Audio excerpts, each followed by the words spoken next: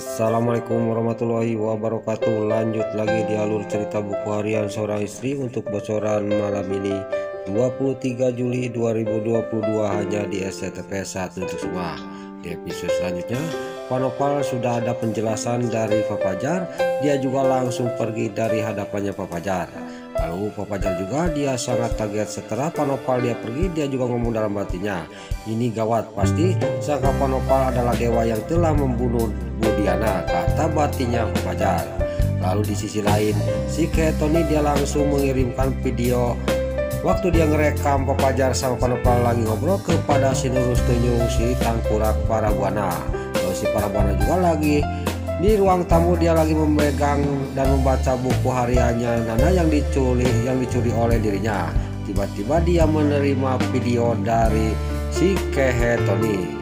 Lalu si Parabuana juga dia sangat senang dan dia juga setelah dia melihat video waktu Pak Fajar ngobrol sama Pak Nopal, dia juga ngomong dalam hatinya, saya tidak usah capek-capek biarin Nopal laksana yang memisahkan Nana dari dewa, kata si Parabuana. Lalu Parabuana juga dia memuji-muji dirinya. Memang Parabuana ini sangat cerdas, kata si Nurus Tunjung Parabuana. Lalu di sisi lain si Kelvin dia tiba ke Jakarta lagi, sudah dari luar kota. Dia juga ingat kepada si Alia si Redator. Lalu si Kelvin juga dia gogorowokan, dia memanggil si Ika, tapi si Ika tidak ada nyaut-nyaut. Lalu si Kelvin juga teringat kepada si Ika waktu dia minta uang kepada dirinya. Dia juga jangan-jangan dia pergi ke rumah Buana. Lalu si Kelvin juga langsung pergi dari rumahnya menuju ke rumahnya Buana. Lalu di sisi lain Pak Nopal juga sambil memegang fotonya Bu Diana, dia juga akan menuju ke kontrakannya Nana. Lalu dalam hatinya Pak Nopal juga dia akan memisahkan Nana dari dewa karena dewa telah membunuh Bu Diana. Lalu di sisi lain di kontrakannya Nana yang lagi ngobrol sama Neta sambil memandang ke kontrakannya dewa. Nana yang lagi memandang kontrakannya dewa, tidak keluar dewa dari kontrakannya. Neta menghampiri Nana. Pas lagi ngobrol di sini Nana sama Neta, enggak lama kemudian mobil Pak Nopal sampai ke tempat itu dan Pak Nopal juga langsung turun dari mobilnya. Tidak sengaja dia juga mendengarkan pembicaraan Nana sama Neta. Lalu Pak Nopal juga dia sangat marah kepada dewa. Benar-benar dewa itu kok tidak bertanggung jawab, kata batinnya Pak Nopal. Lalu Pak Nopal juga langsung mendekati Nana sama Neta dan dia juga langsung ngomong kepada Nana, saya sudah mendengarkan pembicaraan kalian, mendingan kamu ikut dengan Papa aja, tinggal di rumah Papa, kata Pak Nopal kepada Nana.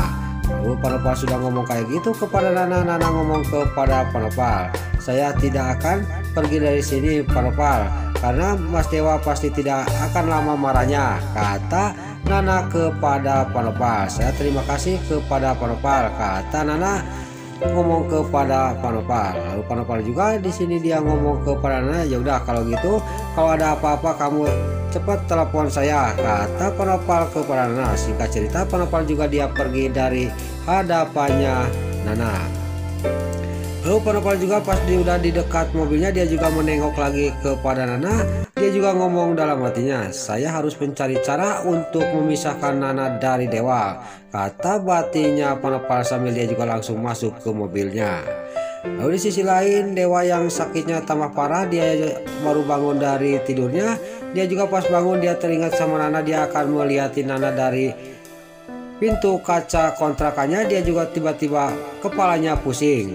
Dia juga langsung duduk di kursi sambil dia merasakan sakit kepala dan tenggorokannya sakit. Lalu di sisi lain di sini anak buahnya Pak Nopal yang lagi menunggu Pak Nopal. Nggak lama kemudian mobil Pak Nopal juga tiba ke tempat itu. Lalu Pak Nopal juga turun dari mobilnya langsung menghampiri anak buahnya. Lalu tidak banyak basa-basi Pak Nopal juga dia menceritakan rencananya kepada anak buahnya supaya Nana bisa tinggal di rumah dirinya. Lalu di sini juga sudah menceritakan semuanya rencananya Pak Nopal kepada anak buahnya dan anak buahnya juga pergi ke kontrakannya Nana. Dan di sisi lain terlihat Ika yang lagi menyuapin Neratu, dia juga menerima telepon dari anak buahnya. Dia tidak sadar bahwa di sisi lain si Kelvin juga sampai ke tempat itu. Di sini si Kelvin juga sangat kaget. Ada apa dengan Ika? Dia mau ketemuan sama siapa? Kata batinnya si Kelvin, saya harus mengikuti Ika.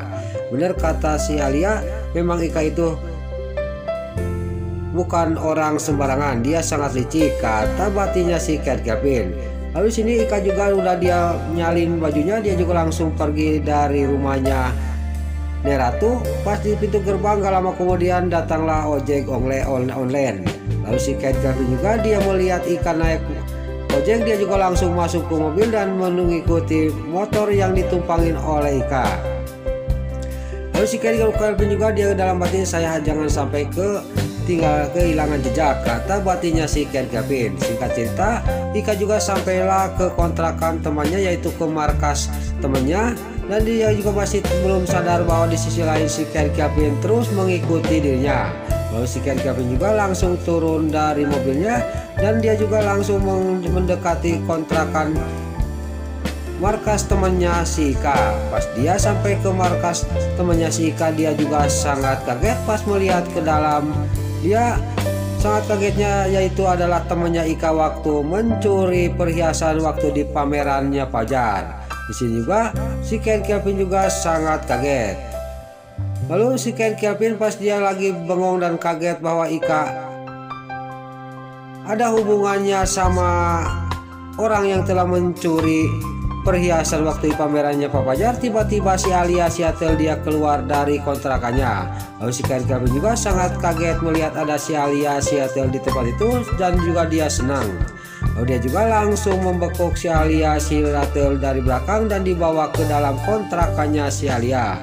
Lalu di sini singkat cerita si Alia juga sangat marah kepada si Kelvin sambil dia menunjuk-nunjuk ke mukanya si Kelvin.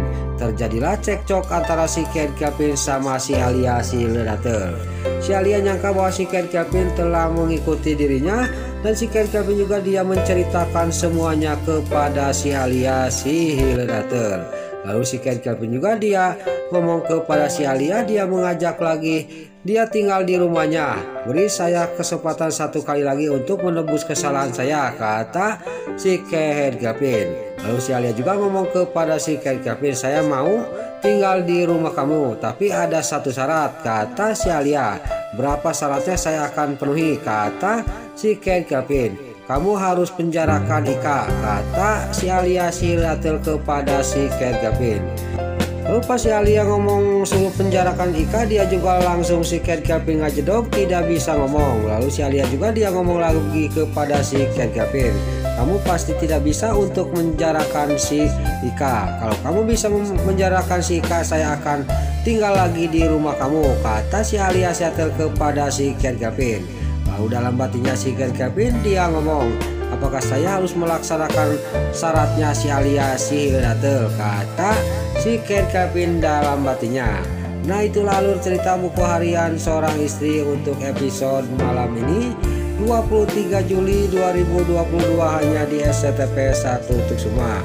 Sebelum Mimin pamit, yuk kita doakan para pemain dan kru BASI semoga diberi kesehatan, dan jangan lupa kita doakan sinetron buku harian seorang istri supaya bisa bertengger di rating nomor 1, amin.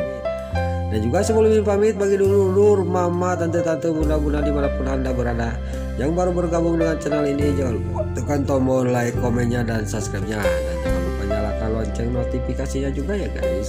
Dan juga sebelum Mimin pamit, Mimin mohon maaf kalau ada salah-salah kata dan kata-kata Mimin balelo berarti salah karena Mimin terus mudah. Mimin mohon maaf. Sekarang Mimin pamit.